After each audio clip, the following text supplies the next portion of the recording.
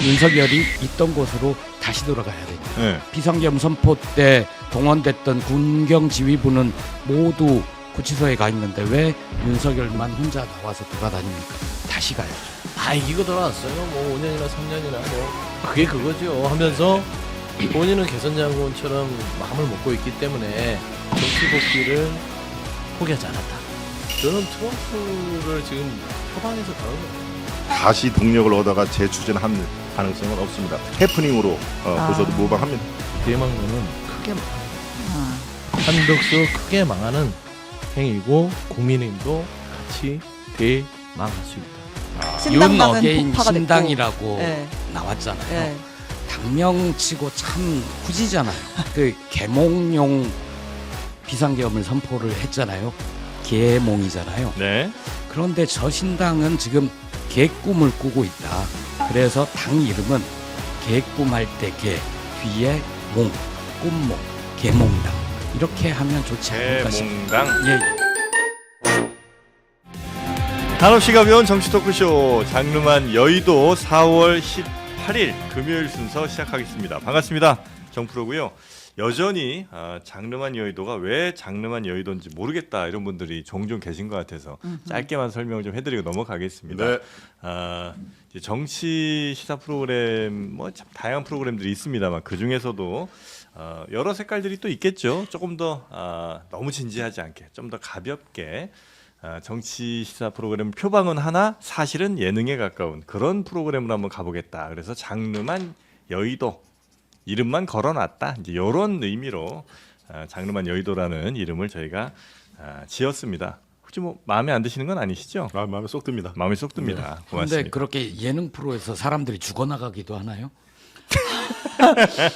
왜 또 그렇게 진지하게 가세요?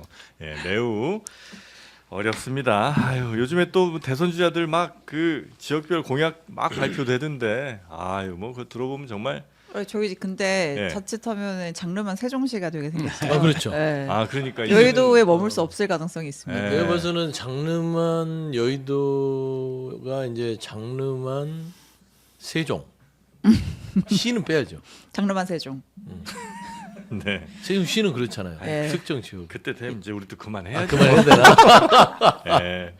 그래서 뭐 세종도 거의 뭐 수도 될 것 같고 지금 부울경도 뭐 난리 났더만 이렇게 얘기. 저는 들어보니까. 개인적으로 세종으로 네. 오면 좋습니다. 그렇습니다. 제 되게 지역, 가까우시구나. 제 지역구가 예. 세종시에서 5분 가장 가까운 지역구가 제 청주시 흥덕구입니다. 근데 지난주에는 마냥 지역 주민이 좋아하는 건 아니라고 그렇죠. 그러셨잖아요. 그것도 오늘 또 저한테 네. 여쭤보면 더 자세하게 말씀드리겠습니다. 그렇습니까? 마냥 좋아하는 건 당연히 아니다. 예. 네. 저는 뭐 앞으로 혹시 어떻게 될지 모르지만 출퇴근 거리가 가까워질 수도 있다. 뭐 이제 이런 아주 가벼운 말씀을 네네. 드린 겁니다. 그쪽도 저도. 그러면 집값 약간 들썩하겠습니다. 이렇게 막 대선 후보들이 쏟아내면 아직은 안 움직여요? 네, 아직은 뭐 전혀 미동도 안 하고 있는 네. 상태입니다. 하여튼 뭐 그 공약대로 쭉 다 되면 대한민국 전국이 다 대박이 날 것 같습니다. 아유 기대가 아주 큽니다.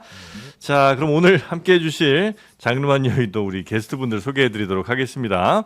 국민의힘 김동원 대변인님 어서 오십시오. 안녕하세요. 네 반갑습니다. 그리고 맥 정치사회연구소 서용주 소장님 어서 오십시오. 네, 안녕하십니까. 네 반갑습니다. 조국혁신당 김보협 대변인님 안녕하십니까? 네 어서 오십시오. 수석 대변인입니다. 네. 네. 수석이에요? 수석입니다. 몰랐어요. 수석이면 제일 짱이죠 대변인 중에. 치프라고 하죠. 영어로. 저는 차석 정도 되는 줄 알았어요. 수석입니다. 네. 자 그리고 우리 JTBC 수석 기자 우리 신혜영 기자님 어서 오십시오. 이 수석은 최윤경 기자라고. 그렇습니까? 네, 차석 기자. 보조.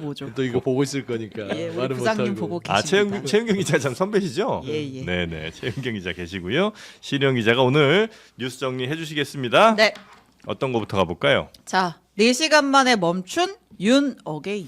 윤어게인. 네. 그러니까 어제 오후에 그 윤석열 전 대통령 변호인 중에 한 5분, 그러니까 네. 뭐 김계리 변호사, 베이처 변호사 등이 해가지고 네. 1시에 여의도에서 윤 어게인 신당 창당 기자회견 하겠다라고 발표를 했어요. 공지까지 다 때렸는데 4시간 뒤에 아주 긴 구구절절한 추가 입장문이 나왔습니다. 네. 요는 유보한다라는 거예요.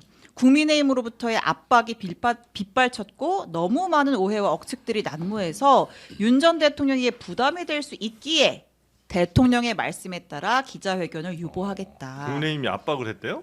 네, 그게 있었고 네. 윤석열 대통령도 지금은 우리가 뭐 힘을 다 합쳐야 할 때다라고 하면서 만류 의사를 전했다고 해요. 네. 근데 이 윤어게인 신당에 완전히 윤심이 배제됐다고 보기는 어려운 게 이 준비하는 과정에서 베이철 변호사에 따르면 윤 전 대통령을 3번 뵙고 말씀을 나눴다. 대통령의 의중은 청년들의 자발적인 정치 참여에 네. 내가 아주 아버지처럼 함께하겠다라는 아버지? 얘기도 했다라는 거죠. 아, 윤버지 아버지예요? 예. 그래서 그러면 윤석열 전 대통령은 이 윤어게인 정당이 굉장히 심적으로 많이 가 있긴 하나 네. 그럼에도 이제 마치 과거 여당이 쪼개지는 것 같은 그런 모양을 보일 수는 없으니 지금은 좀 참아달라 요 정도 느낌인 거군요. 네, 그리고 진짜 신당 창당까지 할 줄은 몰랐던 거 아닐까요? 아니 저는 신당 창당할 줄 알았어요. 알았어요. 그래요? 네, 그때 뭐 뭐랑 뭐 신당 창당에 대해서 어떻게 생각하십니까 했더니 뭐 당시 윤석열 대통령이 그 아직은 신당 창당 생각 그런 얘기는 거론하지 마라. 그 국민의힘 의원과 다른 대화 중에 있었어요. 예. 근데 이런 부분들에 있어서 저는 그 관사에서 쫓겨날 때 네. 쫓겨나면서 트럼프식의 퍼포먼스를 했잖아요. 빨간 모자 쓰고 예. 어게인 하면서 뭐 이기고 네네. 돌아왔다. 이기고 돌아왔다. 다 이기고 돌아왔어요. 뭐 5년이나 3년이나 뭐 그게 그거죠. 하면서 본인은 개선 장군처럼 마음을 먹고 있기 때문에 정치 복귀를 포기하지 않았다. 아니, 라고 그 봤을 윤- 때는 신당 창당은 당연히 머릿속에 있었기 때문에 그 아하. 윤어게인이라는 게 윤석열이라는 뭐 정치인의 뭐 정치 철학 같은 걸 다시 우리가 뭐 받들어 보자 이게 윤어게인이에요? 아니면 정말로 윤석열 전 대통령을 정치인으로서 다시 모셔보자는 거예요? 저는 트럼프를 지금 표방해서 가는 것 같아요. 롤 모델이 트럼프다. 트럼프가 다시 복귀를 해서 지금 미국의 대통령이 됐잖아요. 그러니까 이제 아예 상황은 다른데 트럼프는 내란 안 일으켰으니까. 네. 아니 근데 윤어게인이 맞습니까? 지금 저 김동원 대변인님? 네. 그 뭐예요? 사람이에요? 아니면 정치 철학이란? 근데 정치 철학이 뭔지 모르겠는데. 한마디로요. 예. 정리를 제가 해드리겠습니다. 어. 실현 가능성 없음 그리고 말도 네. 안 됨 하는 얘기입니다. 창당 가능성이 뭐 윤 대통령이 어떤 의중이 실렸다 이런 얘기를 하는데요. 네. 당에서 파악을 왜 안 해봤겠습니까? 네. 그런데 이 2030의 정치 운동이다 하는 것은 어찌 보면 바람직하죠. 네. 우리 미래 세대를 끌고 나갈 2030들의 어떤 정치 무관심 이런 것보다는 당연히 직접 참여를 하는 정치 운동 이것은 오히려 장려를 해야 될 건데요. 네. 그것이 창당이다. 그리고 윤심을 얻은 뭐 이름도 무슨 윤 이름이 들어간 정당이다라고 설왕설래가 많이 있는 것도 제가 잘 알고 있습니다만은 처음부터 실제로 실현 가능성을 염두에 두고 이게 진행된 게 아닙니다. 그러니까 이것은 그냥 그 해프닝으로 끝날 그 보십시오. 이게 이제 뭐 이번 그 대선을 염두에 둔 것도 아니고 실제로 윤석열 이 의중이 깊숙이 관여된 미래의 창당 모습을 보게 될 것이다. 이거는 이 가능성이 없기 때문에 제가 단언을 합니다. 아니 본인들이 하자면 할 수 있는 거잖아요. 어떤 식으로든지 뭐 정당은 네. 요건이 네. 이렇게 돼 있죠. 뭐 지구당 창당 지역별로 몇백 명씩 이렇게 이 뭡니까 서명을 하고 하면은 창당 요건이 되는데요. 네. 이 정당을 만든다는 게 그리고 의미 있는 정당을 지금 우리 선관위에 등록된 정당이 수백 개입니다. 수백 개. 예, 그러니까 그냥 뭐 이름을 올리는 그런 그 차원이면 몰라도 이게 의미 있게 정치 활동을 하겠다. 그리고 윤석열 전 대통령이죠.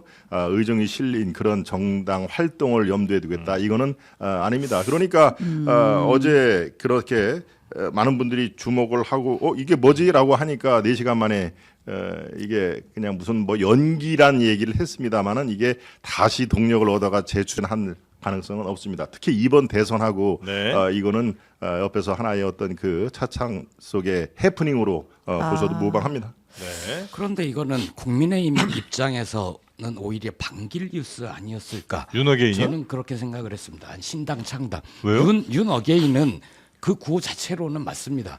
윤석열이 있던 곳으로 다시 돌아가야 되니까. 네. 모든 것은 제자리로 가야 되잖아요. 예. 비상계엄 선포 때 동원됐던 군경 지휘부는 모두 구치소에 가 있는데 왜 윤석열만 혼자 나와서 돌아다닙니까? 다시 가야죠. 그건 맞고 국민의힘 입장에서 반길 만한 뉴스였다라고 생각하는 건 사실 오세훈 시장도 비정상의 정상화 얘기를 했는데 아주 정상적이라면 대통령에서 쫓겨났잖아요. 헌법재판소에서 파면됐으면 국민의힘은 윤석열을 제명해야 됩니다. 그런데 제명하지 않고 아직도 윤석열 보유정당 1호 당원으로 받들고 있잖아요. 그 내심 좀 알아서 정리를 해줬으면 하는 마음이 있을 겁니다. 그런데 이렇게 신당이 만들어지고 윤석열이 탈당해서 그 당으로 간다? 그럼 땡큐인 거죠. 아, 당적을 옮긴다는 의미에서? 그렇습니다. 아. 그 제가 어제 이 기사를 보고 참 황당했던 게 예. 제가 논평을 한덕수 대망론은 망상일 뿐이다라고 썼어요. 왜냐하면 이제 국민의힘 경선에는 못 들어가고 얘기 나오는 게 한덕수 무소속 출마해서 국힘과 단일화 이런 얘기들이 나오잖아요. 근데 한덕수 총리는 평생을 공무원으로 살거나 공무원이 아닐 때는 법인카드 나오고 차량 제공되는 회사에 의탁했던 사람이에요. 무소속으로 선거운동을 절대 혼자 못합니다. 그러니까 예전 같은 경우에 보면 그 박근혜 탄핵 이후에도 국힘 계열 정당에서 일부 의원들이 나와서 신당을 만들고 그 위에 반기문을 얹혀서 뭔가를 도모해 보려고 했잖아요. 그런 것처럼 정말 한덕수 출마를 바란다면 속삭이거나 등 때밀거나 부추기거나 그러지 말고 거기에 동의하는 사람들이 국민의힘을 나와서 정당을 만들고 이렇게 집을 만들어 놨으니 언제든 여기 와서 출마하십시오. 라고 해야지 정상적인 거죠. 그래서 저는 이게 지금 전혀 실체가 없는 것은 아니다. 혹시라도 한덕수 출마를 한다면 거기에 터전이 될 수 있다. 그렇게 생각을 합니다. 아예 그냥 무소속으로 이렇게 나와서 그 허허벌판에 서 있는 것보다는 이렇게 뭐라도 하나 좀 차려놓고 여기에 이제 한덕수 세우고 나중에 단일화 할 수 있다. 예. 네. 아니, 그러니까 지금 전체를 보면 네. 윤석열 이 세 글자가 이 국민의힘에서 사라지지 않고 있습니다. 그냥 관통하고 있죠. 네. 제가 시기열별로 설명을 해드리면 김문수 후보부터 시작하죠. 그러니까 12월 3일 이후 내란에 대한 행위의 판단이 있기 전부터 김문수 왜 떴을까요? 내란 판단에 있어서 대통령은 잘못이 없다. 라고 하면서 김문수 후보가 떴어요. 그 다음에 오세훈 시장이 불출마하면서 나경원 의원이 이제 출마를 하죠. 거기에는 나경원 의원이 구치소에서 한번 정다운 이야기, 그 다음에 관저에서 1시간 따뜻한 차담, 그리고 출마를 해요. 나경원이 있습니다. 네. 그 뒤엔 또 윤석열. 그 다음에 한덕수 대망론. 그 뒤에 한덕수 권한대행의 의지가 있을까요? 저는 평생을 관료를 했던 분이 갑자기 본인이 많은 부담을 져야 될 대선에 출마한다. 이거는 자의에 의한 게 아니라 타의에 의한 것이다. 네. 그럴 가능성이 높기 때문에 그 뒤에는 윤석열 세 글자가 있는 것이죠. 그 다음에 어제 있었던 윤 어게인 당. 이 뒤에 누가 있어요? 윤석열. 이 모든 게 그냥 아직도 국민의힘의 전체를 흐르는 건 윤석열이에요. 근데 윤석열 이코르 내란 행위로 파면당해서 관저에서 쫓겨난 사람. 이 의식적인 흐름들이 국민한테 내리에 박히는데 제가 한덕수 대망론에 대해서 논평을 한 적이 있습니다. 어제부터. 대망론은 크게 망하는 거다. 아. 그래서 한덕수도 크게 망하고 크게 망하는 대망론이다. 대망론입니다. 그래서 한덕수 크게 망하는 행위고 국민의힘도 같이 대망할 수 있다. 아 근데 제가 보니까 헤어질 때 딱 끊어야 돼요. 맞아요. 딱 끊어야 되는데 딱 못 끊고 이제 그 대통령은 윤 전 대통령을 지지하는 세력들을 계속 의식을 해서 안전 이별을 하려고 계속 이제 당근도 줬다가 채찍도 줬다 한 거잖아요. 그러니까 지금 진짜 헤어지고 싶은데 못 헤어지는 거예요. 그래서 지도부에서 어제 실제로 깜짝 놀랐죠. 윤석열 창당을 한다고 윤 어게인? 그러면 윤 전 대통령이 현실 정치에 어쨌든 계속해서 오르내릴 수밖에 없게 되는 그 상황을 굉장히 우려를 했고 실제로 지금 전당대회 후보들 심지어 관저 가가지고 면담을 했던 나경원 후보조차도 이번 경선에서 윤심파리를 하면 안 된다. 이런 얘기를 해요. 조금씩 이제 선을 거리 그어야 두기를- 대선 국면으로의 전환이 가능한데 네. 갑자기 윤어게인 하니까 화들짝 놀란 거고 그래서 여러 갈래 압박이 있었고 이제 대통령 윤 전 대통령도 뭐 만류를 함으로 인해서 해프닝으로 정리를 하고 싶은 거죠 국민의힘은. 아직 보류예요, 네. 보류. 윤- 취소가 아니라. 아 근데 어제 그 단톡방을 팠어요. 오픈 채팅방. 저도, 온갖 기자들 전화번호 다 끌어가지고 방을 맞아요. 쭉 팠는데 네. 그 방이 지금 폭파가 일단 됐습니다. 아. 신당방은 윤어게인 폭파가 됐고. 신당이라고 네. 나왔잖아요. 네. 당명치고 참 후지잖아요. 그래서 제가 어제 저 당을 위해서 당명을 하나 파드려야 되겠다. 그 계몽용 비상계엄을 선포를 했잖아요. 계몽이잖아요. 네. 그런데 저 신당은 지금 개꿈을 꾸고 있다. 그래서 당 이름은 개꿈할 때 개, 뒤에 몽, 꿈몽, 계몽당 이렇게 하면 좋지 않을까 싶습니다. 대몽당. 예예. 네. 제가 한 말씀 드려도 될까요? 하실래요? 예. 굳이. 넘어가려고 제가 했는데. 예. 제가 그 말씀을 이거는 뭐 한마디로 말 안됨 그리고 네, 실현 가능성 없다. 가능성 없다라고 제가 네. 모두에 아예 그냥 결론부터 말씀을 드렸는데 네.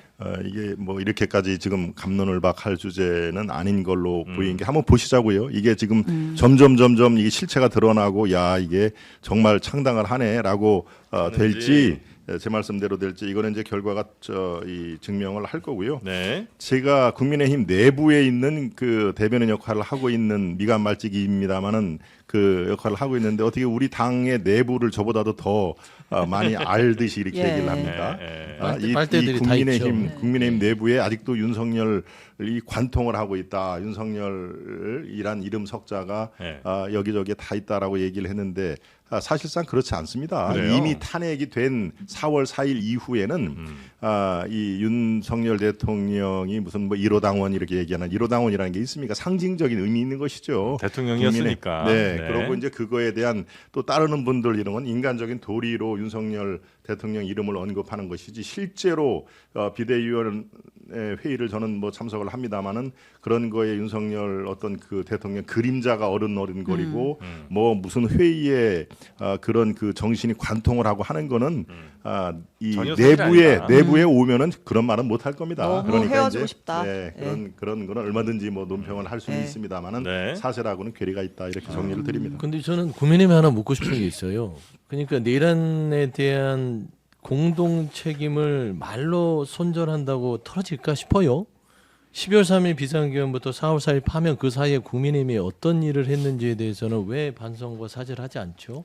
관저 앞에 60여 명의 의원들이 대통령을 지키겠다고 아침 저녁으로 가서 거기에서 서 있어서 우리 대통령을 기각하라, 각하하라. 헌재에 가서 기각하라, 각하하라.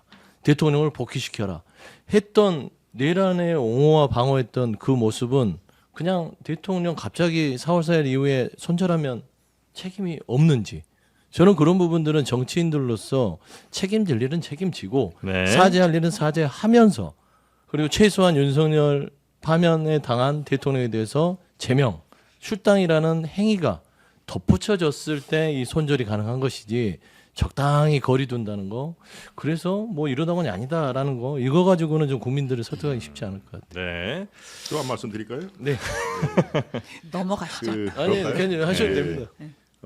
이 뭐 한남동 관저라든가 다른 그 헌재 앞에서 그렇게 외친 분들은 결국에는 이제 국민들 그 지역 그 유권자들이 심판을 하면 되는 거고요. 나중에 그 이제 뭐 지자체 선거가 됐든 다음 총선이 됐든 국민들의 유권자 판단 몫입니다. 이 사람은 이때 이렇게 행동을 했으니까 이거는 뭐 예컨대 용서할 수가 없다. 파표로 심판을 하자라든가 그 당시 상황에서 또 그걸 평가를 하는 분들이 있지 않습니까? 네. 최종적으로 결론은 그분들한테 맡겨야 되고요. 자꾸 사과를 왜 안 하느냐? 이거는 뭐 무슨 내란 정당, 위헌 정당으로서의 자세 도리가 아니지 않느냐라고 얘기를 했는데 중간중간에 그분들이 그렇게 행동을 한 이면에 또 다른 분들은 어땠습니까? 이 비상계엄부터 이 탄핵 이거는 안 될 일이다. 탄핵을 또 찬성한 분들도 계시잖아요, 당내에. 네. 그만큼 우리 쪽은요. 이 긍정적으로 바라보실 시각으로는 굉장히 스펙트럼이 다양합니다. 이 상대방의 어떤 민주당 얘기는 제가 되도록이면 안 한다고 했습니까? 일극 체제라는 네 글자에 모든 게 다 들어 있지 않습니까? 한 사람 얘기가 그냥 당원 당규가 되고 강령이 되고 하는 그런 것들이 있기 때문에 네. 스펙트럼이 굉장히 다양하다. 그런 국민의힘이. 의미에서 그렇습니다. 네. 그런 의미에서 그리고 이 지도부 체제에서 적절치 않은 행동이었다라고 얘기하는 건 수차례 나갔습니다. 그걸 갖고 이제 사과 더 고개 숙여야 되고 이래야 된다라고는 뭐 제가 더 덧붙일 얘기가 없습니다만은 자세히 뜯어다 보면은 그렇게 일방적으로 얘기할 건 아니다 이런 그리고 말씀드립니다. 탄핵에 찬성했던 그 의원 같은 경우 굉장히 고초를 좀 겪지 않았습니까? 어떤 고초를 겪었을까요? 그러니까 예를 들면 김상우 의원 같은 경우에 네. 뭐 의원총회라든지 아니면 당 지도부가 와서 험한 이야기들도 좀 많이 했던 걸로 저는 알고 있는데 많이는 한 게 아니고 한 번 한 게 기억이 저기 그 보도가 나왔죠. 많이 보도가 된 건가요? 차라리 이 당을 나가서 자유롭게 네. 활동하는 게 어떠냐라고 얘기를 한 적이 보도가 돼 있고요. 그 김상훈 의원 말씀하셨는데 지금 뭐 씩씩하게 잘 합니다. 이 당 활동을 아, 그래요? 이렇게 뭐 총력을 기울여서 내쫓자 이런 그 움직임이 있을 턱이 없고요. 아, 본인이 그래요? 또 당내에서 완전히 비주류를 작정을 하고 네. 뭐 의원총회에서도 뭐 씩씩하게 다 얘기를 하고 이번 그 대선 과정에서도 이래야 된다라는 거 어제도 기사 나왔지 않습니까? 그러니까 글쎄요, 뭐 스펙트럼이 다양하다는 말로 모든 걸 설명할 수는 없습니다만은 그런 분들이 지금 다들 모여서 있다 보니까 네. 여러 가지 그 파열음으로 비치는 그런 언행이 알겠습니다. 나온다 이렇게 말씀드립니다. 윤호계 넘어갑니다. 예, 넘어갑시다. 넘어가기 전에 하나 짧게 또 연합으로 있어? 전하면 네. 전하면 그 어저께 기자들 부른 오픈 채팅방 그 있잖아요. 네. 봤어요. 그 들어가려면 코드 입력해야 되잖아요. 숫자 그 뭐였는지 아세요? 1203. 1203이요. 계엄. 그러니까 계엄을 자랑스럽게 생각하는 거예요. 아직도. 넘어갑니다. 다 이기고 돌아왔으니까 제가 예. 그래서 이렇게 웃으면서 얘기를 하는데 네. 정말 염치도 이런 모렴치가 없다. 지금 뭐 들어가려고 하지 마세요. 방은 폭파가 됐습니다, 여러분. 네. 자, 그리고 윤석열 전 대통령이 그 서초동 아크로비스타 돌아갈 때 그 입주민들 나와가지고 현수막 걸고 네, 꽃다발 네. 줬던 거 기억나시죠? 네. 그때 이제 꽃다발을 건넨 한 여성이 지금 보이는 그 빨간 동그라미 안에 여성이 있었는데 예. 이분의 정체가 드러났습니다. 그래 누구예요? 김태효 국가안보실 1차장의 모친으로 JTBC가 확인을 했습니다. 아니, 실제로 예. 저 이제 모친이 배모 씨인데 배모 씨가 아크로비스타 주민은 주민이래요. 네. 뭐 좋은 아파트라 그런가 뭐 동대표도 있고 감사도 있고 뭐 하여튼 그 조직이 있나 봐요. 예. 뭐 동대표 감사를 맡고 있다고 하면서 자기는 이제 동대표한테 허락 받고 현수막 걸고 꽃다발 줬다고 했는데 정작 동대표는 나는 그런 거 허가해 준 적이 없다라는 입장입니다. 자기 아들의 직장 상사가 성공해서 돌아오는데 예. 꽃다발 들고 현수막 걸어주는 게 뭐가 문제입니까? 그렇게 봐줘야 되나요? 인사권이 없잖아요. 이제. 근데 이제 김태효 실장 같은 경우에는 어머니한테 내가 들은 바는 없다. 그리고 이제 어머니와 윤 전 대통령도 개인적인 친분은 없다. 이런 입장을 밝혀왔습니다. 다만 그냥 들은 바는 없지만 시켰겠죠. 마음에 우러나서 꽃 예. 전달하고 현수막 걸었고 이 정도 느낌으로 보면 되겠죠? 네, 네. 그렇습니다. 근데 그 사람이 바로 김태효 네. 이른바 뭐 대통령실에서도 그 안에서도 이제 실세 오브- 실세다 이런 얘기 많이 들었던 예. 김태효 국가안보실 1차장의 어머니였다는 사실 여기 이제 태효맘. 드러났다는 거고요. 네. 자, 그리고 어제 대통령실에서 오랜만에 또 이제 공식 피지를 하나 냈는데 네. 그 이제 어제였죠? 경향신문 보도였던 것 같은데 관저에 일주일간 머무는 동안 물을 228톤을 썼다라는 거 아니에요. 그래서 2인 가구에 16뱅가를 일주일 동안 쓰고 나왔다라는 건데 이제 이게 좀 논란이 되니까 공식 입장을 냈어요. 이제 우리가 이러이러한 법률에 따라서 불가피하게 관저에 머물렀는데 둘만 사는 게 아니다. 다수의 경호 관리 인력이 24시간 상주한다. 또 수돗물만 쓰느냐? 뭐 조경도 하고 뭐 청소도 해야 되고 물 많이 써야 된다. 그러면서 핵심은 여기 있는 것 같아요. 관저 계절별 상수도 일일 평균 사용량은 한 25톤 정도 되는데 네. 과거에 청와대 관저는 40톤, 50톤씩 썼어. 이렇게 네. 얘기를 했고요. 네. 그다음에 이제 500만 원짜리 캣타워랑 이제 흰옥기가 또 논란이 됐잖아요. 흰옥기 흰옥기 탕, 네. 500 아니야. 원래 쓰던 거 170짜리 쓴 거고. 캣타워. 캣타워. 네. 그다음에 이제 그 편백육조 흰옥기. 네. 그 2천만 원. 우리 1인용짜리 하나 썼어. 과거 청와대에서는 최대 4개의 흰옥기 육조를 사용한 것으로 알고 있어. 라는 입장을 냈습니다. 억울하다. 그러니까 크게 보면 네. 억울하다는 거네요, 그죠? 우리 많이 쓴 거 아니다. 많이 쓴 거 아니고 네. 뭐 우리가 엄청나게 돈 쓴 거 아닌데 오히려 전에 있는 청와대가 훨씬 더 많이 썼는데 왜 네. 우리한테 그러냐 정도 느낌인 것 같습니다. 맞습니다. 자, 요 뭐 이 해명에 대해서 뭐 굳이 더 아니죠. 얹을 게 있을까요? 그러니까 이 윤석열 이 전 대통령 부부는 네. 부끄러움을 모르는 것 같아요. 사실을 확인해봐야겠으나 일주일에 228톤 어마어마한 양이잖아요. 네. 하루에 25톤씩 썼다. 대통령실이 25톤씩 썼다면 이것도 고쳐야죠. 무슨 우리가 물 부족 국가입니다, 대한민국이. 그런데 대통령실에서 하루에 25톤 쓰는 게 통상일까요? 저는 이 부분에 있어서는 자료를 확인하면 사실과 다를 가능성이 매우 높아요. 왜냐하면 김태호 안보차장에 대해서도 제가 한마디 하려다 못했는데 윤석열 정부의 가장 습관적인 이 행태가 뭔지 알아요? 우겨요 일단. 그리고 일단 던져요. 사실이 확인되기 전까지는 거짓말을 합니다. 그게 어떤 습성처럼 배어있기 때문에 네. 이 대통령실의 피지에 대해서는 다시 한번 자료 확인을 해서 다시 꼬리를 무는 얘기를 해야 된다. 네. 하루에 대통령실에서 25톤을 쓴다. 이건 있을 수 없는 일입니다. 알겠습니다. 그 계절별 네. 계절 그렇죠. 일일 평균 사용량. 예, 네. 예, 예. 그 절대반지님 저 이제 채팅방에 계시는 분이 이름 불러줄 때까지 계속 저 슈퍼챗 쏘시겠다고 그래서 지금까지 이제 안 부르고 있었는데 아마 쏘실 만큼 다 쏘신 것 같아서 예 대단히 고맙습니다 절대반지님. 자, 저도 그냥 그 30초만 네? 얘기를 했습니다. 뭐 물 쓴 거 이거는 제가 덧붙이지 않겠습니다. 이거 얘기하는 자체가 그렇고요. 단지 이 관저에서 물을 쓴 거가 어느 특정 신문에 뭐 단독 그 뭐 특정 비슷하게 이렇게 난 거 그 자체가 지금 상당히 저는 그 마음이 아픕니다. 이게 씁쓸하고요. 이미 이제 갈 것자에 거물이 된 그 전직 대통령 물 쓴 거를 이렇게 또 파헤치는 모습. 여기 이제 청와대에서는 이거보다 2배를 더 썼다 하는 얘기. 그렇다면 제가 지금 여기서 문재인 대통령을 공격을 해야 될까요? 저는 그러고 싶은 마음 추호도 없고요. 지금 오늘 우리 여기에 다들 쟁쟁하시는 분들이 모여서 시국을 논하는 상황에서 이 물 쓴 거 갖고 얘기를 하는 거가 제일 이게 중요한 타픽이라고 저는 생각이 들지는 않고요. 물론 뭐 그 특성이 다 있기 때문에 오늘 아침에 제가 쭉 다른 그 방송 아침 새벽부터 쭉 봤는데 뭡니까 감사원의 그 어제 발표한 거 있지요. 네. 102번 마사지를 했다. 예, 저 부동산 관련해서 이것을 거의 대부분 다 주요 이슈로 삼았는데 오늘 우리 방송은 그거를 이슈로 다루지를 않았습니다. 그러니까 뭐 이것은 뭐 편집자 또는 여기에 계신 분들의 어떤 판단이라 저는 존중을 합니다만은 물 쓴 게 더 중요한 이슈일까요? 아니면 정말 국토의 그 근간을 이루는 통계 조작 102건의 통계 조작이 있었다라고 감사원의 어떤 그 발표 이거를 우리가 조목조목 짚어야 하는 게 더 중요할까? 이것은 더 생각해 본 문제가 아닌가 이렇게 생각이 그 듭니다. 감사원 얘기가 나와서 하는 말인데 윤석열 정부의 감사원은요 거의 권력의 시녀였어요. 그래서 문재인 정부의 지난 정책 감사를 합니다. 감사원은 정책 감사에 대한 어떤 권한이 없어요.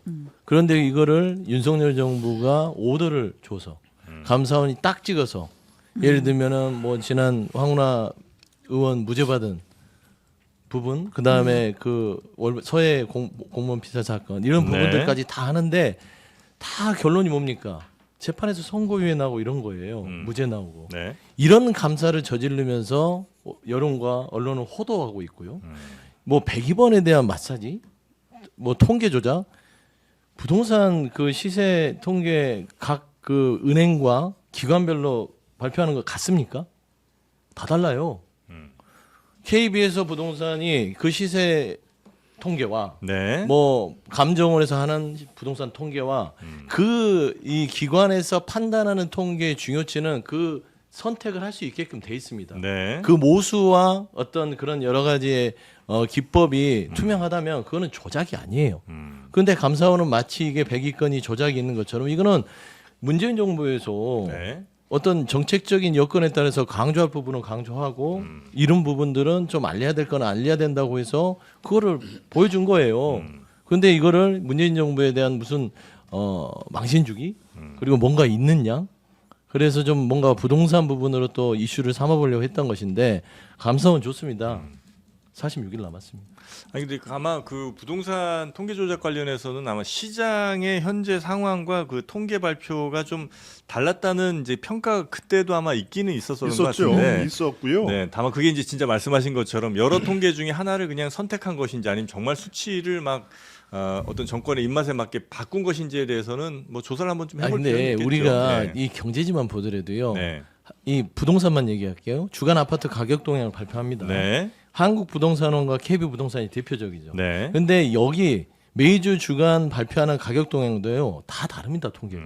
양식이 다르고 그 결과에 대한 것들도 조사 방식이 다르기 때문이에요. 네. 통계학이라는 게 방식과 접근에 따라서 다 다르게 나오는 것인데 무슨 기준으로 이거를 조작했다고 하죠? 제가 말씀을 좀 덧붙여도 될까요? 네. 짧게 부동산원 부탁드리겠습니다. 그러니까 네. 이제 이름이 바뀌었죠. 감정원이 이름이 부동산원으로 바뀌었는데 네. 부동산원의 그 이 공시지가라든가 부동산 값, 특히 아파트 값의 어떤 등락 이거하고 지금 KB 말씀을 하셨죠. 그거하고 다른 거 당연합니다. 그거는 다를 수밖에 없죠. 그런데 얘기를 안 드릴 수가 없네요. 이 부동산원 거기에 직원들의 카톡이 공개가 됐지 않습니까? 이거 다시 하란다. 국토부에서 네. 아이고 이거 뭐 또 마사지 해야 되겠네라는 카톡이 공개가 된 겁니다. 이것도 없는 거를 만들어서 조작을 할까요? 그러면은 이분들이 뭐 가만히 있을까요? 자 이런 겁니다. 마사지라는 건요. 우리가 논문 석사 논문, 박사 논문 쓸 때 저도 마찬가지지만 논문 결과가 뜻대로 안 될 경우에는 모집단을 이렇게 손을 본 겁니다. 이 자체가 이거는 있어서는 안 되는 특히 나중에 박사학위를 박탈하는 그런 그 요인이 되는 건데요. 네. 국토부 부동산원 그 직원들의 하는 얘기가 증인 증거로서 다 채택이 된 겁니다. 감사원 감사 과정에서. 그러니까 이거는 부동산원 즉 정부기관 국토부의 업무 명령을 수행하는 부동산원하고 KB 이른바 시중에서 공신력 있는 기관하고 다른 거 당연하다.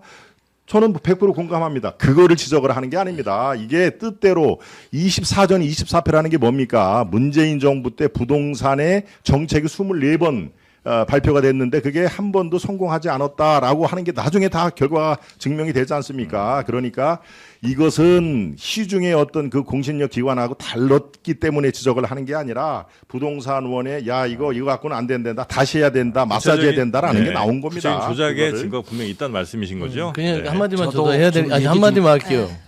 이게 그러면은 이 윤석열 전 감사원이 마지막까지 이런 폐악질을 하는데 나중에 이 사람들이 이 윤석열 전 감사원이 조작 감사를 했는지 안 했는지 새로운 정부가 들어서면 제대로 감사를 해야 된다. 알겠습니다. 전 그런 네, 말씀드립니다. 김보유 대변인님. 그러니까 이게 최재 감사원장이 돌아온 뒤에 벌어진 일이잖아요. 그분이 와서 처음 한 일이 관저 감사 관련된 제대로 감사했던 팀을 해체하고 인사상 불이익을 준 겁니다. 그리고 이 통계 조작 이게 두 번째 작품인데 마지막까지 보온을 하려고 애를 쓰는 거죠. 아까 소영조 소장님이 여러 사례를 얘기했는데 저는 다른 사례 하나 붙이겠습니다. 산업부 공무원, 고위공무원 두 분이 이 통계 조작이니 뭐 자료를 숨겼느니 해서 재판에 넘어갔습니다. 그래서 결국 대법원에서 무죄 판결이 났는데요. 네. 수년 동안 재판 왔다 갔다 하느라고 이분들은 인생이 절단이 났습니다. 인생 절단 났다는 표현을 누가 썼냐면 윤석열 대통령 후보 시절에 젊은 당원인지 지지자인지 모여서 있는 그 자리에서 윤석열이 여러분들은 절대 검찰 갈 일 만들지 말아라. 설령 나중에 무죄가 나더라도 인생 절단 난다. 이런 표현을 쓴 적이 있습니다. 검찰, 감사원, 권력기관을 동원해서 인생을 절단 내는 것. 이게 윤석열 검찰 독재 정권의 본질이었죠. 네. 자, 요 얘기는 요 정도까지 네. 하고요. 네. 네. 재판 얘기 조금만 더 해볼까요? 예, 요거는 전하고 넘어가겠습니다. 이제 21일에 윤석열 전 대통령 형사 재판 또 있는데요. 네. 지난번에 지하주차장으로 들어갔고 이 법정 내에서 촬영도 못하게 했었잖아요. 이번에는 촬영은 허가한다고 합니다. 음. 피고인석에 앉아 있는 윤석열 전 대통령의 모습을 볼 수가 있을 걸로 재판 좀 보이고요. 전 모습을 보는 거죠? 그렇죠. 재판 시작 전에. 이제 시작할 때 이제 네. 촬영을 하는 거죠. 그리고 다만 이제 조금 전에 또 얘기가 나왔는데 재판부에서 지규현 판사가 매우 이제 관대한 것 같아요. 이제 지하 주차장으로 들어가는 거는 피고인이 요청하면 이번에도 여전히 허락하겠다라고 허가한다? 얘기를 약간 뭐 했습니다. 특혜 논란이 그래서 좀 있었습니다만 요거는 전해드린 거 정도로. 근데 말이 안 돼요. 이거는 아니 네. 하려면 제대로 해야죠. 네. 촬영은 허가하면서 그 경호원들 경호 받으면서 지하자처정으로 편안하게 내란죄 피고인이 들어간다고요? 전직 대통령들은 그게 경호원이 없어서 걸어 들어갔습니까? 지규현 판사 여론의 압박 때문에 네. 일부 촬영을 뒤늦게라도 허용한 거는 반길 일이나 네. 특혜 주면 안 됩니다. 그러면은 재판 자체가 국민들 보기에 이게 무슨 오염된 재판이 아닌가 의심하거든요. 네. 저는 이거 처리해야 된다고 봅니다. 알겠습니다. 자, 저도 공감합니다. 네. 아. 특혜 소지가 있는 거는 안 됩니다. 안 된다. 아. 그러니까 네. 이 건에 대해서는 100% 제가 박수 쳐 드리고 싶습니다. 네, 아하. 알겠습니다. 자, 네. 지금 금요일이라 그런가 주가가 올라서 그런가 휘동님께서도 또 슈퍼챗을 좀 쏴주셨는데 말도 안 되는 소리 좀 늘어지면 끊어달라고 하시면 저부터 끊어야 되거든요. 그래서 그렇게 끊기가 쉽지가 않다는 말씀. 제 말하는 거. 아니에요. 방송을 끊을까요? 네, 방송을 그렇죠. 끊어야죠. 절대 네. 반지님 돈 다 떨어지셨을 것 같은데 자꾸 이게 쏘시는데 이제 적당히 이제 하시고 그만 쏘셔도 되겠습니다. 자, 그럼 다음 뉴스 계속 이어가 보겠습니다. 네, 국민의힘으로 넘어가 보겠습니다. 자, 국민의힘의 1차 대선 경선 토론회 대진표가 어제 확정이 됐습니다. 저희가 방송 중에 속보로 네네네. 전해드렸고, 네. 자 그래서 이제 B조 A조, 재밌어, B조. 그래요. A조가 이제 청년 미래를 주제로 하고 네. B조가 사회 통합으로 이제 토론을 하게 되는데 이 조 선택을 어떻게 했냐면 선착순으로 했어요. 네. 입장순. 입장순. 네. 도착하는 순으로 앉아가지고 자기가 가고 싶은 곳. 네, 네. 했는데 이제 맨 처음에 이제 안철수, 김문수, 유정복 후보가 와가지고 A조를 주르륵 앉아버린 거예요. 예. 그리고 이제 뒤에 뭐 이철호, 나경원, 뭐 양양자 이렇게 쭉 들어왔는데 하다 보니까 이철호, 나경원이 일단 B로 갔고 예. 나머지 하나 남은 A조 자리를 양향자 후보가 치고 들어갔습니다. 아. 그래서 맨 뒤에 온 한동훈, 홍준표 갈 곳이 없었죠. B조로 갔어요. 네. 그래서 B조가 이렇게 나경원, 한동훈, 홍준표, 이철호 이렇게 된 거예요. 와, 비조가 아주 재밌을 것 같습니다. 이게 예. 본인들도 약간 약간 이런 기분이었던 것 같아. 그 이제 조를 짜고 나서 뒤에다가 이제 쭉 붙이거든요. 예. 자, B조 저 한동훈입니다 하고 이제 뒤에 붙이는데 예. 이제 끝나고 이제 붙이고 돌아왔을 때 표정이 예. 이거 아닌데 약간 싶은 표정인 것 같기도 하고 아, 뭔가 그런가요? 네. 표정 관리들을 하고 있고 그리고 이제 저거 사진 찍을 때도 그러니까 지그재그로 8명 앉아 있잖아요. 예. 그래서 이제 선착순으로 오다 보니까 빨리 온 사람도 앞에 절하락 앉고 예, 뒤에 있는 사람들 이렇게 앉아가지고 아주 빨리 올 걸 했다는 후문들이 있습니다. 네. 예. 국민의힘에서는 요 토론회 굉장히 또 잘 되기를 바라고 계실 거 아니에요? 그렇습니다. 네. 저도 어제 이 현장에 있었습니다. 네. 어제 미디어 데이에 2시간 정도 제가 쭉 그 현장의 어떤 흐름이라든가 반응 이런 것들을 다 체크를 했는데요. 나름대로 제가 지난번 이 시간에 여기에서 말씀을 드렸죠. TV 네. 토론은 아마 처음 보는 장면들이 많이 있을 것이다. 네. 그걸 우리가 지금 연구에 연구를 거듭하고 네. 2030들 얘기를 많이 반영을 했다. 예. 이제 이번 주 토요일 날, 일요일 날, 내일이죠? 내일하고 네. 모레 첫 TV 토론이 돼 있고 나중에 또 4강으로 좁혀지면 네 사람이 또 치열한 토론이 있는데요. 실제로 지금까지 역대 어느 TV 토론에서 볼 수 없을 정도의 새로움이 많이 가미가 돼 있습니다. 기대하셔도 좋을 것이고요. 그런 면 또 한편으로는 탄핵 이후에 TV 토론이 너무 흥미성만 강조하는 거 아니냐, 그렇지는 않습니다. 치열한 토론의 기본 하에 눈을 뗄 수 없을 정도로 그 가미가 하는 거니까요. 제가 지난번에 말씀드린 것처럼 기대하셔도 좋을 것 MBTI도 같고요. 하죠. 그렇습니다. 밸런스 네. 게임 하고요. 네. 네. 근데 MBTI 하고 지금 공개 안 된 네. 것도 또 있습니다. 네. 공개. 그거 하잖아요. 너 나와. 너가 나와 이거. 이미- 기대되는 빅매치 있으세요? 이미 잘 알고 계시는데 네. 그거 말고도 또 플러스 아, 알파가 또 있어요? 있으니까요. 또 있어요? 예. 예, 그리고 좀 아까 이제 죽음의 B조 말씀하셨는데요. 네. B조에 있는 분들이 아이고 이거 큰일 났다 이렇게 생각을 할까요? 그렇지 않습니다. 우리가 죽음의 조 하면은 이제 월드컵 예선을 네. 쟁쟁한 팀들이 한꺼번에 몰려 있어서 그 중에서 한 팀만 나가기 때문에 이제 다른 팀들은 아이고 큰일 났다라는 얘기를 하는 건데요. 저 죽음의 B조라고 칭하는 예. 두 번째 조에 네 사람이 다 올라갈 수도 있고 3명만 올라갈 수도 있고 그렇기 때문에 큰일 났다라는 생각을 안 할 거고요. 우리 홍준표 후보 어제는 또 나는 한동훈하고 어제 말을 처음 섞어봤어. 근데 만나서 얘기해 보더니가 괜찮던데 이런 그 얘기가 있었죠. 그거는 예. 이제 앞서가는 사람의 어떤 여유도 보여줘야 되겠다라는 전략적 판단을 하는 것 같은데요. 오히려 주목을 받는 주에 포함된 게 4명이 다 잘 됐다라고 생각을 하고 있습니다. 그 캠프에 제가 확인을 한 거니까요. 네. 당연히 밋밋한 조보다는 죽음의 조라고 언론에서 평하는 그런 조에 속한 게 100% 잘하는 겁니다. 아니, 근데 예를 들어서 죽음의 조도 우리 월드컵 생각하면 이제 두 가지 의미가 있어요. 독일, 브라질, 뭐 어디죠? 아르헨티나 이런 데랑 우리나라 붙어. 이게 죽음의 조죠. 그게 근데 우리의 어마어마한 팀들과 붙는 죽음의 조가 있고 예를 들어서 중국, 일본, 이란 이렇게 붙는 죽음의 조가 있을 수 있어요. 지면 막 우리 일본이랑 하자 지면 죽잖아요. 뭐 중국이랑 우리 붙어도 역시 마찬가지로 사이가 너무 안 좋을 거고 그래서 붙는 죽음의 조 의미가 더 큰 것 같거든요. 지금 죽음의 조는. 두 번째 난타죠. 왜냐하면 한동훈 후보랑 예를 들어 나경원 저 후보 같은 경우가 사이가 매우 안 좋을 거라고 충분히 예상 가능하잖아요. 나경원 후보가 나경원 의원이 나선 이유가 네. 추측건데 네. 지난 전당대회에서 구혼 있죠. 그 장면 우리 잠깐 볼까요? 있어요? 있어요? 네, 한번 좀 준비했습니다. 보겠습니다. 네, 볼게요. 말씀하신 거죠? 네. 의원님께서 저에게 본인의 그 패스트트랙 사건 공소 취소에다가 부탁하신 적 있으시죠? 저는 거기에 대해서 제가 그럴 수 없다고 말씀드렸고요. 그런 식으로 저희가 구체적 사안에 개입할 수 없습니다. 법무부 장관은. 그거는 구체적 사건이 아니라요. 사건 실질적으로는 있잖아요. 이거 너무 짧게 보는데 그 요거 말고도 더 있죠. 막 굉장히 흥분한 장면도 있었잖아요. 두 차례 부딪혀 세 차례인가 두 차례 부딪혔는데 이 똑바로 그 말씀하세요. 정말 한이 서렸을 거예요. 네. 나경원 의원 입장에서는 네, 네. 한동훈은 반드시 막아야겠다. 네. 이재명보다 더 막고 싶은 사람이 한동훈일 겁니다. 나를 위해서 했습니까? 맞다. 예, 뭐 예, 그런 거. 맞네. 그러니까요. 옆에 그거 준비했어야 나는데. 되는데. 그래서 그러니까 이건 감정의 문제가 감정의 많이 문제가 껴있잖아요, 있기 그죠? 때문에 네. B조는 아까 말씀한 대로 네. 이 감정의 문제예요. 네. 그리고 A조, B조로 관통하는 또 이 관전 포인트는 또 윤석열이요? 찬탄 반탄이에요. 아. 안철수 찬탄 A조에 하나 있고요. 네. B조에 찬탄 한동훈 하나 있습니다. 예. 나머지는 뭐 좀 A조는 조금 색깔이 무미건조하지만 B조 같은 경우는 3대 1로 거의 찬탄과 반탄이 딱 나눠져 있어요. 네, 네. 특히 홍준표 후보 네. 이 입담이 보통 아니잖아요. 한동훈 전 대표 얼마나 이렇게 막 해댔습니까? 예. 이 당내 경선 나올 때부터 그것도 네. 준비 다 되어 있어요. 또 뭐라고 있어요? 했는 줄 아세요?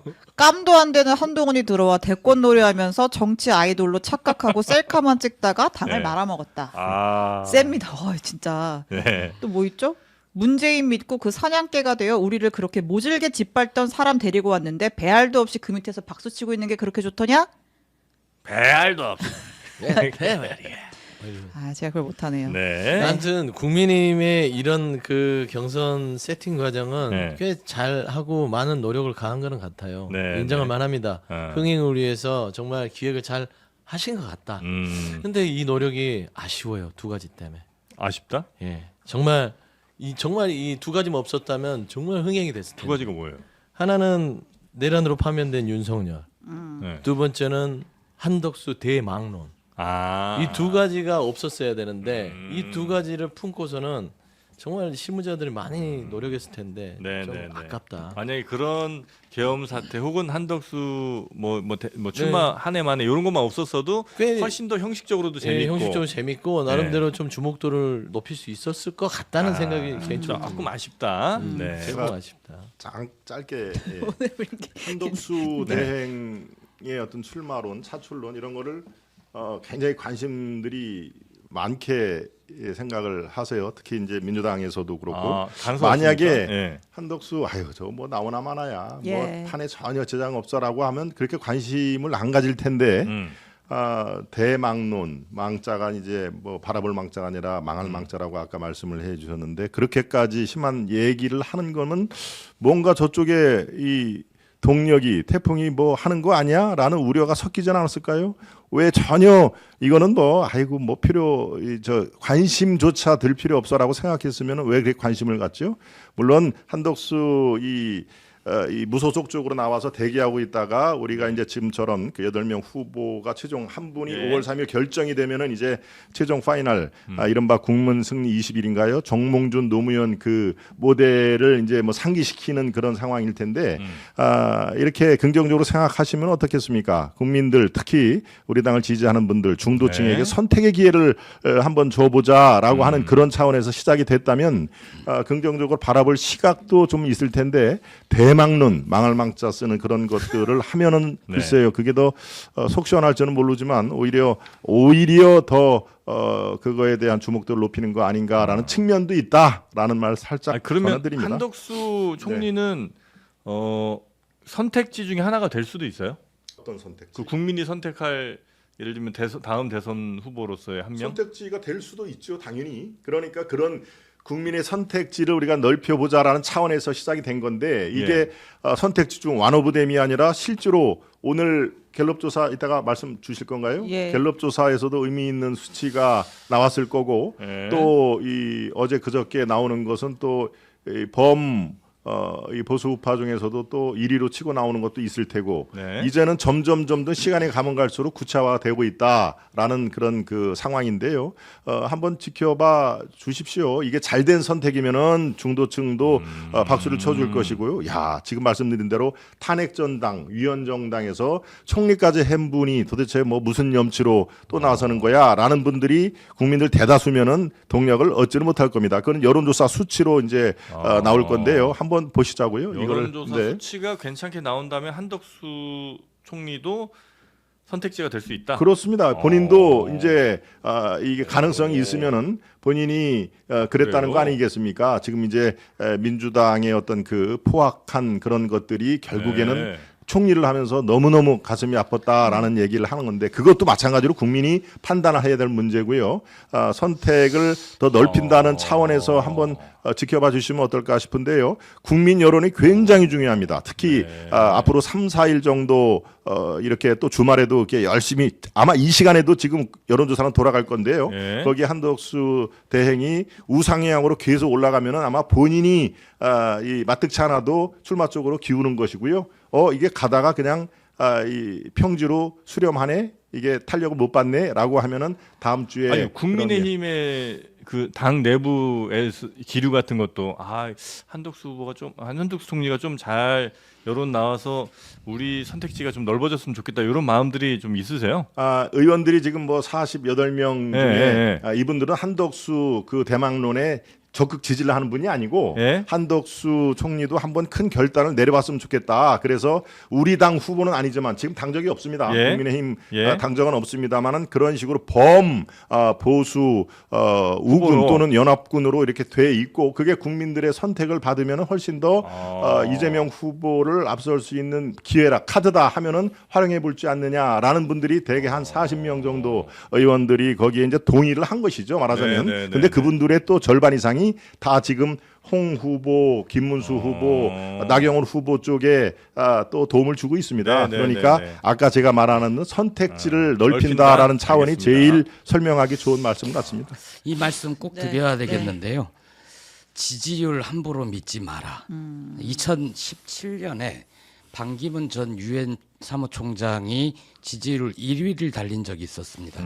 제가 당시 기자여서 기억을 하는데 딱 두 가지의 사건 이후에 꼬꾸라집니다.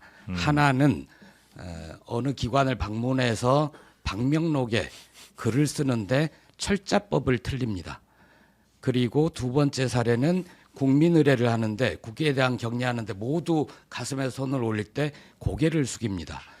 그런 뒤에 지지율이 반토막 꼬꾸라지고 네. 바로 후보를 접었죠. 신당에도 가지 않고 신당 만들어 놓고 김무성 당시 대표였던가요? 반기문만 오면 바로 이 신당에서 출마를 시킨다. 이런 계획을 가지고 있었는데 닥쳤던 개신세가 돼버렸던 겁니다. 그리고 한덕수 무소속 출마한다면 국민의힘에 이 쟁쟁한 분들이 나와서 하는 경선은 예선입니까? 그리고 무소속으로 출마를 하면 이런 경선 없이 혼자 쭉 바로 후보가 되는 건데 이거는 특혜 아닙니까? 경선을 통해서 다른 후보자들이 검증을 거치는데 네. 단 한 번의 토론도 없이 경선으로 아니 본선으로 바로 가면 이거야말로 검증 없이 직행하는 거 아닙니까? 네. 홍준표 후보가 뭐라 그랬습니까? 검증 없이 새 인물 좋아하다가 지난 3년 망하지 않았냐 이렇게 얘기를 했습니다. 네. 자, 이제 여론이 중요하다고 네. 하셨잖아요. 여론조사 어제 나온 거 하나 볼게요. NBS에 한덕수 출마 바람직한가? 라는 질문이 있었습니다. 바람직하지 않다 66%. 네. 바람직하다 24%, 모름 무응답이 10%였습니다. 네. 그리고 이제 오늘 갤럽은 너무 방송 직전에 나와서 저희가 준비를 못했는데 한덕수 권한대행 직무평가 긍정 41, 부정 50%가 있었고요. 자, 그 다음에 그 이제 범여권 주자들 가운데서 이제 주르륵 나래비를 좀 세우고 있잖아요. 자, 어제 MBS 여론조사에서 홍준표, 한동훈 두 예비 후보에게 김문수 후보가 밀렸어요. 원래 이제 초반에 1등으로 좀 치고 나갔었잖아요. 네. 근데 이제 경선이 임박해지면서 조금씩 순위 변동이 있는 것 같습니다. 이제 보시면 1등이 홍준표 12%, 한동훈 10%, 그 다음에 김문수 후보가 9%가 나왔어요. MBS 네. MBS 말씀하시는 예, 거죠? 어제 네, MBS요. 네, 네. 그리고 오늘 이제 갤럽이 있었는데 갤럽에서는 갤럽은 아예 여야 가리지 않고 다 물었어요. 선호하는 정치, 장래 정치 지도자 1등 이재명 38%, 홍준표, 한덕수, 김문수가 나란히 7%, 그리고 한동훈이 6%. 이렇게 나온 결과들이 있었고요. 네. 자세한 내용은 이제 선거관리심의위원회 홈페이지를 참조하시면 되겠습니다. 알겠습니다. 자, 그리고 권성동 원내대표 논란이 좀 어제 있어서 저희가 전해드렸는데 네. 결국 이제 법정으로 가는군요. 네, 근데 네. 어제 그 뉴스타파 기자 이제 손목 잡고 갔던 그 네. 영상 저희도 보여드리면서 얘기를 했는데 권성동 원내대표가 해당 기자를 좀 되레 고소를 할 방침이라고 하네요. 서로 이제 법적 조치 취한다는 거군요. 그렇죠. 이제 뭐 뉴스타파 측에서도 이걸 이제 폭행죄나 이런 걸로 좀 이제 법적 조치를 한다고 했고 네. 권성동 원내대표 측에서도 이게 취재를 빙자한 신체적 위협과 강압적인 접근이었다라면서 네. 이제 고소를 하겠다라는 방침을 밝혔습니다. 네. 이거는 국민의힘에서는 혹시 어떻게 보십니까? 지금 언론들에서는 굉장히 좀 비판적으로 많이 보는 게 사실이긴 하거든요. 그렇습니다. 언론 뭐 저도 기자 출신입니다만은 예. 언론에서 이거를 비판적인 시각으로 보는 거는 뭐 일견 당연한 타당하다. 상황이죠. 예. 뉴스타파 어제 제가 이 비상대책위원회 거기에 참석을 할 때 나온 얘기를 잠깐 소개를 하면요. 네. 이것도 또 제가 말씀드리면 또 여기에 계신 분들이 또 이제 반박을 할 내용입니다만은 일단 국회 출입 기자의 이 출입증이 나옵니다. 그것을 예. 이제 출입증을 목에 걸면은 어떠한 그 장소 원내대표실은 원내대표 뭐 비대위원장이 혹시라도 이제 시간이 괜찮으면 또 취재를 요청하고 그게 이제 정식 기자단의 취재 편의를 되는 거거든요. 네. 만약에 정식 기자단에 속하지 않으면은 그때마다 우리 기자님 잘 아시죠? 그때마다 취재 신청을 해야 됩니다. 네. 그리고 네. 취재 누구를 어떤 목적에서 취재를 하겠습니다라가 이 허가를 득해야 되는 거거든요. 네. 그러면 이제 그거에 한해서 됩니다. 지금 어느 기자가 취재를 요청하는데 시간 되십니까?라고 다 뭐 그렇겠죠. 사무처에서 되는 네네. 건데 예. 요 뉴스타파 기자는 이 그 뭡니까 등록된 기자가 아마 아닌 모양이더라고요. 그래서 국회 출입 기자가 아니다. 출입 기자가 예. 아니면은 그리고 예컨대 어느 원내대표 취재를 왔다 이런 과정이 없었다. 그렇기 때문에 이게 이제 절차가 잘못됐다. 그리고 이 권 원내대표가 행사 마치고 나오는데 그 얘기를 해가지고 저 뉴스타파 기자면은 이게 허가를 취재 허가를 받은 거냐 그러니까 그렇지는 않다라고 해서 이제 가려고 그렇다면은 뭐 응할 수가 없네요라고 이제 옆에 있는 그 스태프들이 얘기를 하는데 자꾸 네. 얘기를 하니까 정상적인 절차를 밟아 오세요라고 얘기를 하면서 시작이 됐다고 합니다. 그러니까 네. 이 권 원내대표 쪽에서도 정상적인 취재 절차가 아닌데 굳이 응할 필요가 없는데 자꾸 따라오면서 얘기를 한다라고 하면서 신체적인 접촉이 있었다까지 어제 이제 얘기가 나온 겁니다. 이게 구체적으로 어느 정도 이게 전치 2주로 제가 이 파악이 됐는데 이제 서로 이제 이렇게 되면은 글쎄요 이게 이제 언론 취재를 결정적으로 제안한 거 아니냐라고 언론 쪽에서는 뭐 얘기를 할 수밖에 없는 그러니까 상황인데. 제안을 떠나서 하여튼 그 어떤 정치인이 네. 어떤 질문에 답하지 않을 저는 권리는 있을 수 있다고 봐요. 물론 안 그런 게 좋지만 그렇습니다. 난 네. 정말 뭐 이거 이 언론사랑 얘기하기 싫다. 오케이 뭐 그럴 수 있죠. 그럼 가면 되죠. 근데 손목을 자꾸 끌고 어디 가잖아요. 그러니까 이거는 물리력을 행사한 거잖아요. 그러니까 이거는 사실 정치인으로서는 대단히 위험한 일임을 왜냐면 거기에 뭐 카메라면 뭐 다 있을 텐데 그럼에도 불구하고 이렇게 끌고 가는 모습은 이제 그러니까 예. 그렇게 판단했으니까 언론중재위원회뿐만 아니라 예. 고소 고발을 하겠다라고 얘기를 한 거고요. 예. 여기 이제 그 상대방은 적법화 절차가 원래부터 이게 결여가 됐으니 라는 측면을 강조를 해서 맞대응을 하겠다라는 그 상태니까요. 네. 글쎄요, 시청자 여러분 판단에 저는 맡기겠습니다. 알겠습니다. 이거는요 예. 심각한 문제입니다. 예를 들면 이 기자로서의 취재의 편의를 위해서 제공되는 뭐 등록 기자, 뭐 임시 기자, 뭐 정식 기자, 뭐 이런 네. 부분들은 상시 출입 이런 거는 이 국회를 출입하는 기자의 편의를 위해서 관리를 위해서 있는 것이지 당신은 기자야 아니야 자격을 주는 게 아니거든요. 그러면 지금 어제 권선동원에서 이렇게 손목이 끌림당해서 사실상 폭력을 당한 이 기자분은 네. 따지고 보면은 기자예요. 기자잖아요. 네. 그러면 기자가 취재하지 뭐 합니까? 잡담합니까? 마이크 들이대면서 저하고 얘기 좀 나누시죠. 그럴까요? 목적이 있이 기자가 취재를 왔으면 좀 성숙한 정치인이라면 마음이 싫어도 정식으로 좀 요청해 주시면 제가 나중에 한번 시간을 따로 잡겠습니다. 싫으면 입을 닫고 그냥 빠른 걸음으로 빠져나가면 될 거 아닙니까? 근데 신체적인 접촉을 통해서 강제적으로 20m를 끌고 갔다는 거 아니에요. 이거는 명백하게 폭력이죠. 나의 의지와 무관하게 상대가 나를 마음대로 했다는 것은 폭력입니다.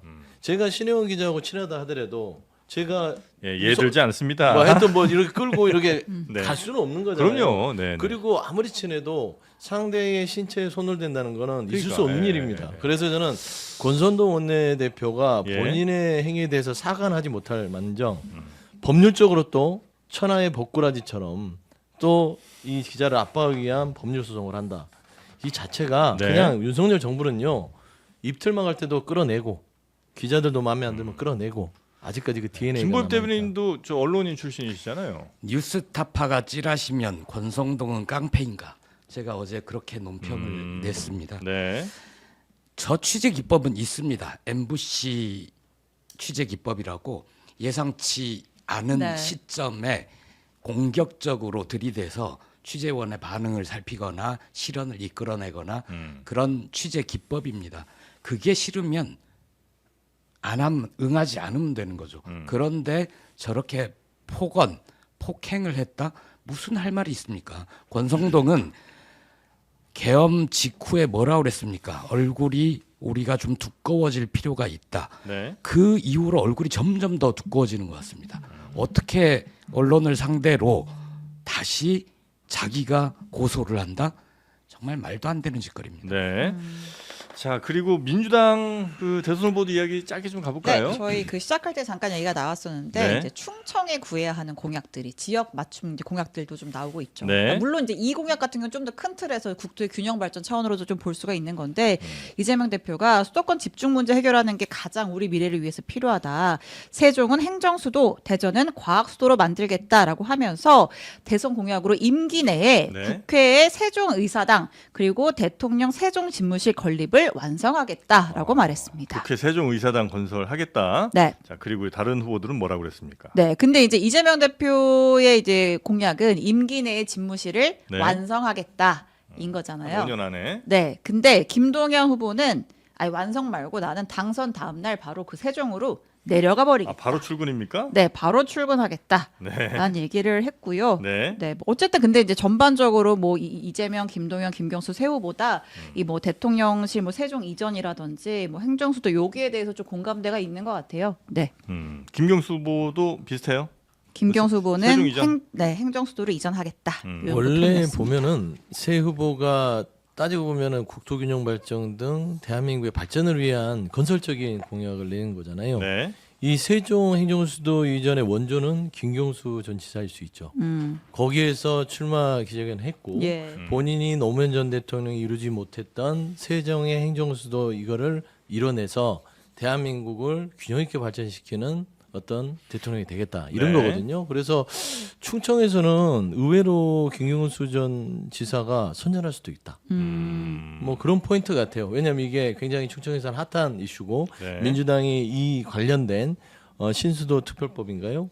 예, 이 부분에 대해서 재발의를 22년 만에 하거든요. 네. 그래서 이런 부분들이 현실화될 가능성이 높기 때문에 네. 충청의 표심 관심 있을 국민의힘도 거죠. 세종으로 가실 생각이 있으세요?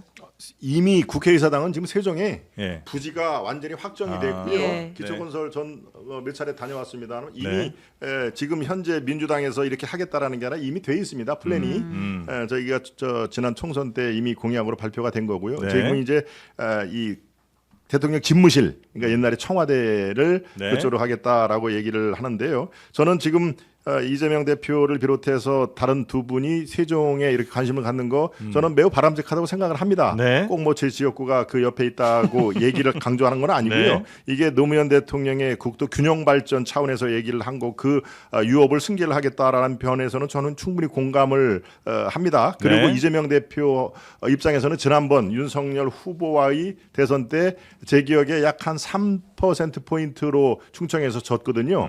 이게 이제 결정적으로 토탈 0.78 아니겠습니까? 네. 그러니까 충청은 지금까지 항상 특정 지역, 특정 정당에 구애받지 않고 항상 이렇게 스윙보터 역할을 한 거기 때문에 네. 충청에서 이번에는 반드시 이겨야 되겠다라는 누구보다도 강한 열망이 있을 겁니다. 그러니까 상징적으로 청와대 즉 대통령실을 세종으로 옮기겠다라고 하는 거는 저는 충분히 이렇게 이해를 하는 측면이 있고요. 네. 대신 여기에 지금까지 여러 번 얘기가 나온 겁니다. 여러 번. 그러니까 이게 또 대선을 앞두고 결국에는 말씀드렸다시피 3%포인트 지난번에 진 거를 만회하기 위해서 대선용이 아니기를 제가 네.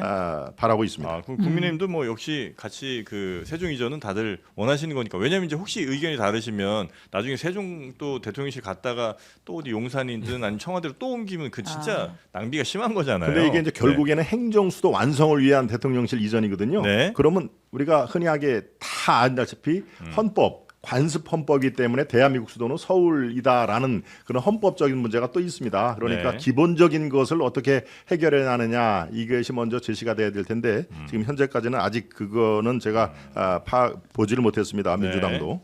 헌법 문제는 어렵지 않습니다. 조국혁신당이 이미 개헌의 7가지 방향을 제시할 때 수도는 법률로 정한다. 이 한 문장만 넣으면 관습헌법이라는 말도 안 되는 그걸 피해갈 수는 있는 거고요. 네. 아까 말씀 중에 지난 대선의 지지율 득표율 격차 0.78이라고 하셨는데 0.73으로 저는 알고 있습니다. 네, 알겠습니다. 죄송합니다. 네. 0.73. 자, 특검은 부결됐습니다. 네. 여기까지만 전해드리고 어제 마무리하겠습니다. 내란 특검, 명태균 특검 두 번째 이제 표결이 있었는데 네. 또 부결이 됐습니다. 내란 특검은 총 299명 중에 찬성이 197표가 나왔고요. 명태균 특검은 역시 299명 중에 찬성 197표 똑같이 나왔습니다. 3표가 모자랐고 이제 요거의 핵심은 이제 국민의힘이 똘똘 뭉쳐 있다. 이런 해석이 좀 가능할 것 같습니다. 사실 6일 남았다. 라는 말을 덧붙이고 싶습니다. 특검이 더 강해질 거다. 이제 이런 얘기도 그렇죠. 있더라고요. 네. 네. 하나 통과된 게 하나인가 두 개인가 통과된 게 있죠. KBS 예. 수신료, 수신료. 예, 예. 징수 하고 부분. 이제 헌재법 개정안 네, 있습니다. 수신료는 이제 다시 전기요금에 합산돼서 네. 내야 됩니다. 그러니까 좀 보면은 제 시간은 없어도 네. 윤석열 정부를 돌이켜 보면 쓸데없는 일을 너무 많이 한 것 같아요. 의대 정원도 지금 증원 못 하고 지금 모집하잖아요. 결국에 다시 이제 원상인데 원상인데 그 고집 피워서 국민들 돌아가신 분들 피해 입은 분들 어떡할 거고. KBS 수신료, KBS 언론 길들이게 한다고 그 수신료 분리해서 이게 뭡니까 시행령으로. 그래서 결국에는 법으로 바로 잡잖아요. 네. 그 기간 동안의 손실이 얼마나 큽니까? 그렇습니다. 자, 그러면 요 정도로 오늘은 마무리 할 텐데 TV 같은 거는 요즘 그래도 안테나 쓰시기보다는 대체로 뭐 케이블이나 IPTV 많이 이용하시죠? 그렇죠. 네. 인터넷 TV 하실 때도 역시 인터넷 비교원이 또 다 준비를 하고 있습니다. 네. 인터넷 TV 교체하실 때 그리고 휴대전화 구매하실 때 정수기 렌탈하실 때 그렇게 돈들을 모아보면 최대 128만 원까지 현금 혜택이 있는 인터넷 비교원 놓치지 마시기 바라겠습니다. 지금 광고하시는 건가요? 비교원 아, 그럼 광고. 제가 좀 뉴스를 하겠습니까? 지금 이 상황에서 뉴스처럼 들리셨어요? 저한테 질문할까봐 제가 지금 딱 되게- 집중하셨구나. 그 정수기 바꾸셔야죠. 네, 네. 말씀드리겠습니다. 예, 집에다가 예, 여기 바꾸시면 말씀하시지 30만 마시고 원이. 1670에 257 하나로 하시면 됩니다. 네, 1670에 2571번 365일 연중무휴로 상담을 하늘이 해드리고 내린 있습니다. 인터넷. 네? 하늘이 내린 인터넷. 여기는 다 하늘이 내렸습니다. 네, 여러분의 잠자고 있는 현금 혜택 꼭 놓치지 마시기 바라겠습니다. 자, 1670-257 하나로 전화 주시고요. 오늘 함께 해주신 세 분 대단히 감사하고요. 저희는 잠시 후에 최기성 의원과의 인터뷰 또 김현우 소장과 돈 단속도 이어가도록 하겠습니다. 세 분 대단히 고맙습니다. 감사합니다. 네, 고맙습니다. 네.